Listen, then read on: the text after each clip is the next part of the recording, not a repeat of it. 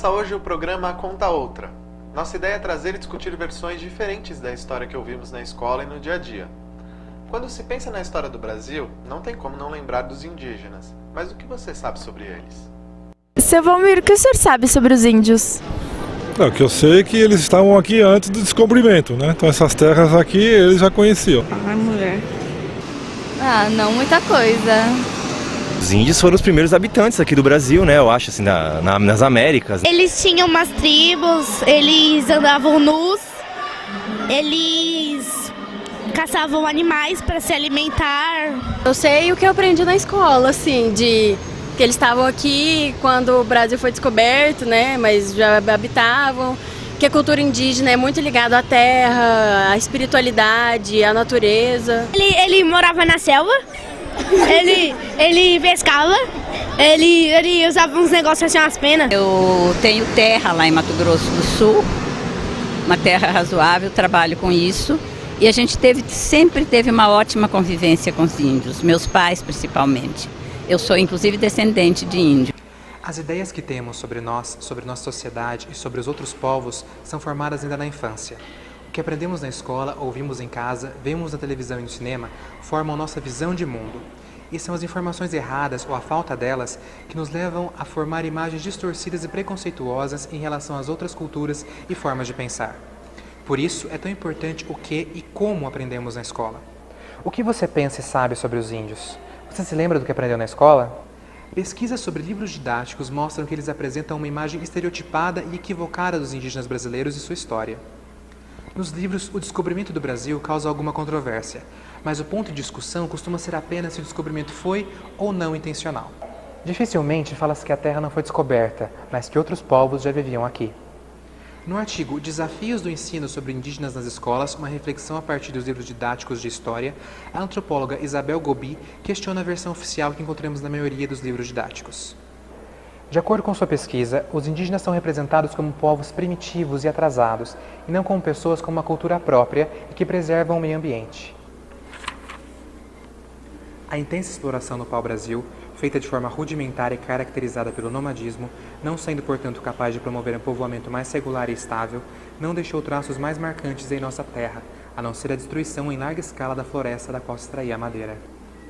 A sociedade indígena aqui existente, dado o primitivismo da exploração daquela riqueza, não foi afetada pelo relacionamento econômico imposto pelas necessidades portuguesas. Isabel Gobi destaca ainda que muitos dos autores não dizem que, ao tornarem-se donos da terra, os portugueses a tomaram dos povos indígenas de forma violenta. Na maioria dos livros, o índio aparece também como mão de obra que foi necessária aos portugueses, justificando esse processo de escravização, e ainda chama de violentos os indígenas que se colocaram contra isso. No Rio de Janeiro, funda uma feitoria.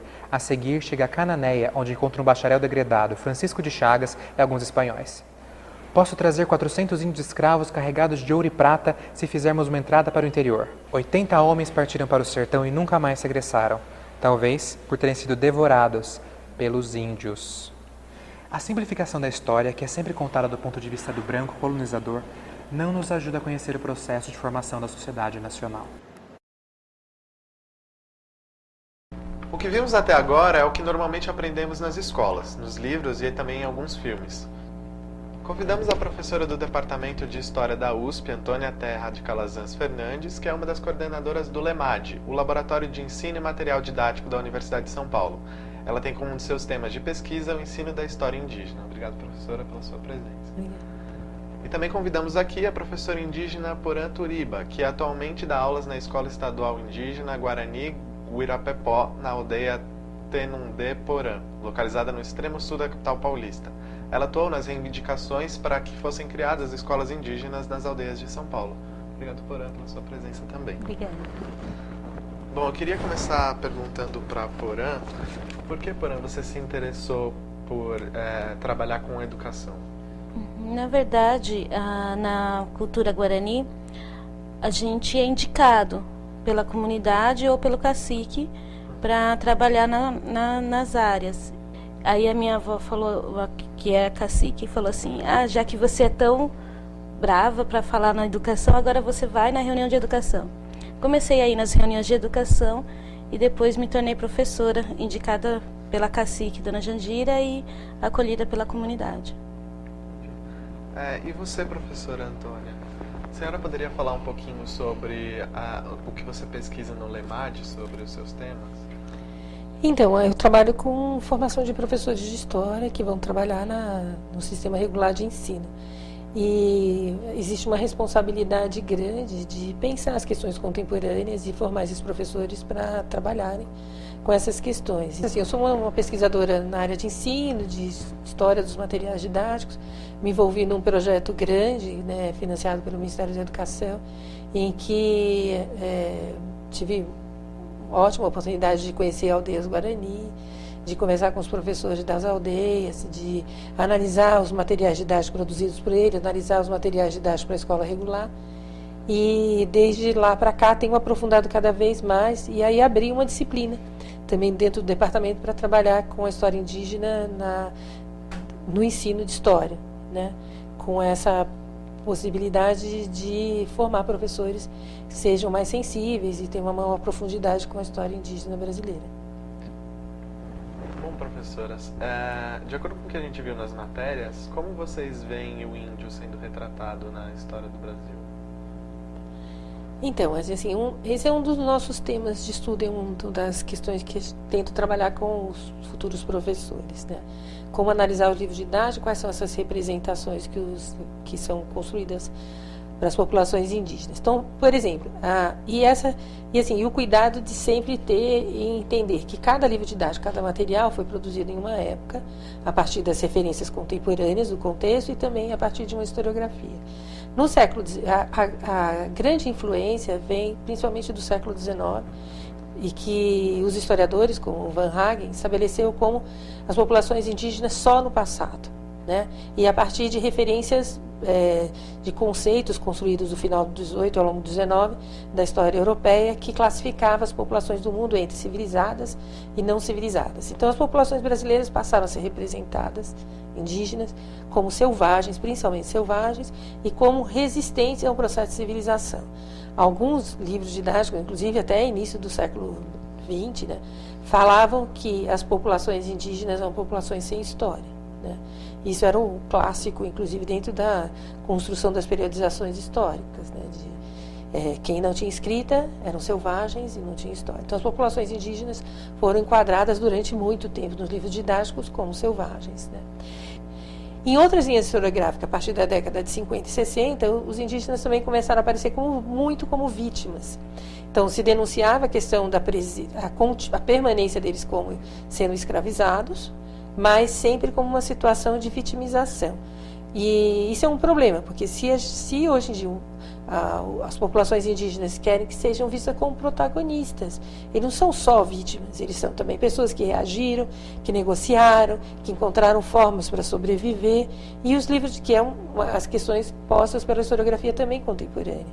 E os livros didáticos ainda não têm as versões produzidas pelos historiadores e as versões próprias contadas pelas populações indígenas para romper com essa ideia só de vitimização, né? Agora, a produção historiográfica precisa ser divulgada para poder os materiais didáticos, os imaginários e as representações dos alunos também serem modificadas.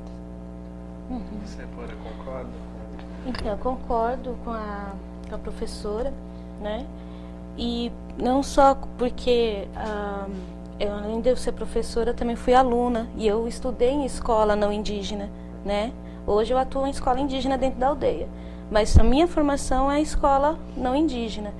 E até agora, né? Até hoje, essa visão do indígena selvagem, essa visão de desumanizar o indígena, né?